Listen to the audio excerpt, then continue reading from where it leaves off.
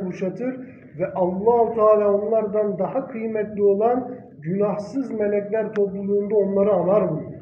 आप वसल्लम की हदीस का मफ़हूम है कि आप वसल्लम ने फरमाया कि जब शख्स कोई कौम कोई लोग अल्लाह के ज़िक्र में बैठते हैं तो अल्लाह के फरिश्ते उनको घेर लेते हैं, अल्लाह की रहमत उनके ऊपर छा जाती है और उनके दिलों पर अल्लाह की सकीना नाजिल होती है। और क्या कहते हैं, अल्लाह ताला उनका ज़िक्र अपने पास फरिश्तों में करता है। Yani muhteremler, Allah Celle Celaluhu'nun kudretinden, azametinden insan ne kadar konuşur, davetini verirse kalpteki iman o kadar terakki edecek yani. जिस पे कदर हम अल्लाह की कुदरत अल्लाह की ताकत का बोलेंगे उस कदर हमारे दिलों में ईमान मजबूत होता जाएगा। Yerleri gökleri yaratan Allah Celle Celaluhu. ये ज़मीन और आसमान ये सारा कुछ बनाने वाली ज़ात कौन है? अल्लाह की ज़ात है। İzzet ve zillet Allah Celle Celaluhu'nun eliyor. इज्जत जिल्लत अल्लाह की देने वाली ज़ात है। Yükselten, alçaltan Allah Celle Celaluhu. जिसको चाहता है अल्लाह ताला ऊंचा करता है, जिसको चाहता है ज़लील और रुस्वा करता Makam mevki veren Allah Celle Celaluhu. है। ये इज्जत और ये मुकाम देने वाली ज़ात कौन है? अल्लाह की ज़ात है। Sağlık, sıhhat, hastalık Allah Celle Celaluhu'nun kudretidir. Şifa. सेहत और तंदुरुस्ती और बीमारी कौन देता है? अल्लाह की देता है। Her ne oluyorsa Allah-u Teala'nın izni müsaadesiyle oluyor. हर चीज़ के पीछे किसका? अल्लाह का हुक्म है। Yerden nebatatı bitiren Allah Celle Celaluhu. जो पौधे निकलते हैं इनका पीछे भी किसका हुक्म है? अल्लाह का हुक्म है। Kupkuru bir ağaçtan farklı meyveler yani bal veren Allah Celle Celaluhu. एक ही ज़मीन से मुख्तलिफ पौधे निकलते हैं, उनको कौन निकालता है? अल्लाह की ज़ात निकालती है। Ölüden diriyi, diriden ölüyü çıkartan Allah Celle Celaluhu. किसी के पास कोई फल निकल रहा है, किसी में कोई फल निकल रहा है, कोई रंग है, और किसी में कुछ फल और कोई रंग है, तो ये कौन करने वाली ज़ात है? अल्लाह की ज़ात। Yani her şey Rabbimizin elinde. Öldüren mevt, ölüden diriyi, diriden ölüyü çıkartan Allah Celle Celaluhu. जिंदा में से मुर्दा को निकालता है और मुर्दा में से फिर जिंदा को निकाल लेता है। ये कौन करने वाली ज़ात है? ये अल्लाह की ज़ात है। Geceyi gündüzün, gündüzü gecenin içine katan Allah Celle Celaluhu. दिन में से रात को निकालना, रात में से दिन को निकाल लेना, ये कौन करता है? ये अल्लाह की ज़ात करती है। Allah-u Teala dilemeden hiçbir şey zarar veremez. कोई भी चीज़ दुनिया में ज़रा बराबर भी क्या वो अल्लाह के हुक्म से बाहर नहीं है। Allah-u Teala müsaade etmezse hiçbir şey fayda veremez. अल्लाह के हुक्म के बगैर कोई चीज़ फ़ायदा नहीं दे सकती। Allah Celle Celaluhu dilerse faydalıyı zararlıya, dilerse zararlıyı faydalıya çevirir. अल्लाह चाहे तो फ़ायदे वाली चीज़ से ज़रर ले ले और ज़ाहिर वाली चीज़ से नुकसान वाली चीज़ से फ़ायदा ले ले। Allah-u Teala yakalığı zaman, ölüm geldiği zaman hiçbir insan ondan kaçamaz. अल्लाह अगर किसी से अपना हुक्म और अपनी चीज़ वापस ले ले तो कोई चीज़ उससे अपना इंसान कोई भी फ़ायदा नहीं ले सकता। İşte insan Allah-u Teala'nın emirlerine, hudutlarına riayet ederse ne olacak? Allah'ın rızası onunla beraber olur. अगर अल्लाह ताला इंसान जो है अल्लाह ताला की हुदूद अल्लाह ताला के हुक्म में चलेगा, उनका रियायत करेगा तो अल्लाह ताला राज़ी हो जाएगा। Allah-u Teala haliktir. Kainatta hiçbir şey yoktu. Allah'ın zatı vardı. Allah-u Teala diledi, kainatı yoktan var. अल्लाह ताला पूरी कायनात का खालिक है। पूरी कायनात में कोई ऐसी चीज़ नहीं है जो अल्लाह की तफरीक के बाहर, अल्लाह ताला वाहिद उनका बनाने वाला है। Allah-u Teala maliktir. Bütün kainatın ve din gününün sahibi olan ancak Allah Celle Celaluhu. अल्लाह ताला मालिक ज़ात है। दुनिया कायनात में जो कुछ है उसको चलाने वाली ज़ात सिर्फ एक अल्लाह की ज़ात है।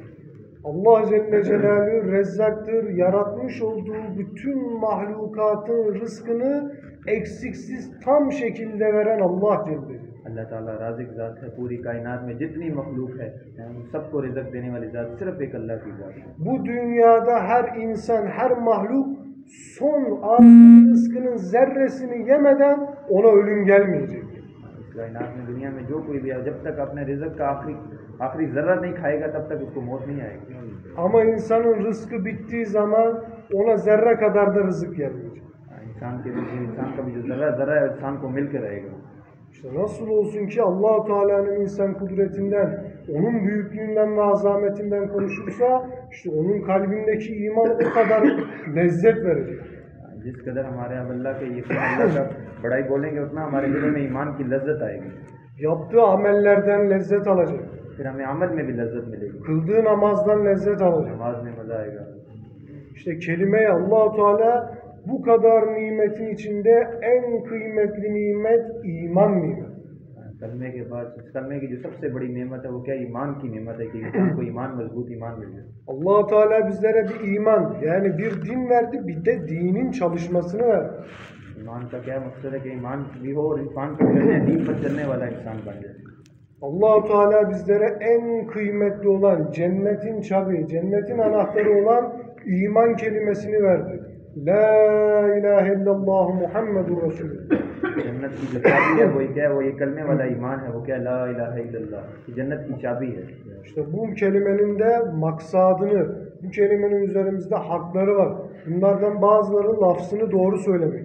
Lam harfini 4 elif miktarı çekerek La ilahe illallah Muhammedur Resulullah şeklinde söylüyor. कलमे के अल्लाह ताला ने हम पर बहुत सारे हक़ूक़ डाले, उनमें से सबसे पहला क्या है कि कलमे के अल्फाज हम पे हमारे सही हो जाए कि ला इलाहा इल्लल्लाह मुहम्मदुर रसूलुल्लाह, हम हर एक शख्स क्या हो जाए, कलमे को सही अल्फाज के साथ कहने वाला हो जाए। Ve bu kelimenin maksadına göre bir hayat yaşamak. उसको कहते हैं अल्लाह कलमे की जो मकसद है वो हमारी ज़िंदगियों में आ जाए। Bugün bütün Müslümanlar bu kelimenin manasını biliyor. Allah-u Teala'dan başka ibadet edilecek bir ilah yoktur. Muhammed sallallahu aleyhi ve sellem Allah'ın elçisi. Bütün sokaktaki insanlar bu kelimenin manasını biliyor. Ama maksadına göre kaç insan hayatta yaşıyor?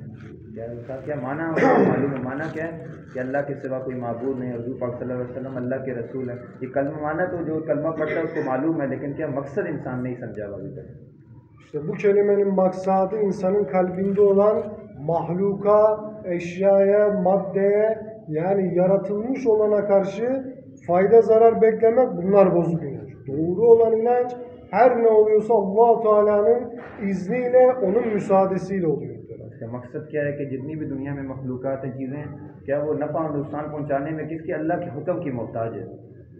Yani Allah Celle Celaluhu dilemezse kurumuş bir yaprak dalından kopup yere düşemez. तो अल्लाह ताला के ये नफ़ा नुकसान पहुँचाने में जब अल्लाह की मोहताज है, तो हम क्या अल्लाह को राज़ी करने वाले बन जाए, अल्लाह से ताल्लुक़ जोड़ने वाले बन जाए। İşte bu kelimenin de birçok faziletleri var. इस कलमे की बहुत सारी फजीलतें हैं। İşte bunlardan bazıları hepimiz duyuyoruz, biliyoruz. Peygamberimiz Aleyhisselatü Vesselam buyuruyor ki kim günde 100 defa La ilahe illallah söylerse onun yüzü mahşer gününde ayın 14'ü gibi parlak olarak haşrolunacak. इसी तरह एक फजीलत आप सल्लल्लाहु अलैहि वसल्लम ने बताई कि जो एक दिन में रोज़ाना में 100 मरतबा इस कलमे को पढ़ेगा ला इलाहा इल्लल्लाह, तो रोज़े महशर को इस दिन इस तरह उठाया जाएगा कि उसका चेहरा 14वीं रात के चांद की तरह चमक रहा होगा। Yine Peygamberimiz sallallahu aleyhi ve sellem buyuruyor ki La ilahe illallah'ı hiçbir amel geçemez. La ilahe illallah hiçbir günahı bırakmaz. ला इलाहा इल्लल्लाह के बगैर कोई अमल मकबूल नहीं, और ला इलाहा इल्लल्लाह के बाद कोई गुनाह बाकी नहीं रहता। İşte La ilahe illallah bu kelimenin ilk kısmı, Muhammedur Resulullah ikinci kısmı. Allah-u Teala kıyamete kadar gelecek bütün insanların ve cinlerin dünya ve ahiret kurtuluşunu Peygamberimiz sallallahu aleyhi ve sellemin mübarek çalışmasına, sünnet yoluna koydu. ला इलाहा इल्लल्लाह कलमे का एक हिस्सा है, और दूसरा हिस्सा क्या है, मोहम्मद रसूलुल्लाह। तो अल्लाह ताला ने क़यामत तक के आने वाले इंसानों के लिए जो कामयाबी का रास्ता बनाया वो क्या है, मोहम्मद रसूलुल्लाह बनाया, वसल्लम के तरीक़ों के अंदर काम करें। Peygamberimiz Aleyhisselatü Vesselam buyuruyor ki ümmetimin tamamı cennete girecek, istemeyenler müstesna. Sahabe-i Ekram radıyallahu anhum buyurdular ki ya Resulallah cennete girmeyi kim istemez deyince Peygamberimiz Aleyhisselatü Vesselam buyurdu ki bana tabi olanlar cennete girecek, bana tabi olmayan cennetten yüz çevirmiştir. आप वसल्लम ने फरमाया कि मेरी उम्मत की सारे के सारे फर्द जन्नत में जाएंगे सिवाय उस शख्स के जिसने इनकार किया। तो सहाबा ने पूछा वो कौन शख्स है जिसने अल्लाह जन्नत में जाने से इनकार किया। तो आप वसल्लम ने फरमाया जिसने मेरी इत्तिबा की वो जन्नत में जाएगा, और जिसने मेरी इत्तिबा नहीं की वो जहन्नम में जाएगा, वो जन्नत में जाने से इनकार करने वाला है। Peygamberimiz sallallahu aleyhi ve sellem buyurdu ki sizlere iki şey bırakıyorum. Onlara sımsıkı sarılırsanız asla sapıtıp delalete düşmezsiniz. Bunlardan ilki Allah-u Teala'nın kelamı Kur'an-ı Kerim, ikincisi peygamberinin sünneti yani benim sünnetimdir. अल्लाह ताला ने कुरान में फरमाया कि क्या कि तुम में से जो शख्स अल्लाह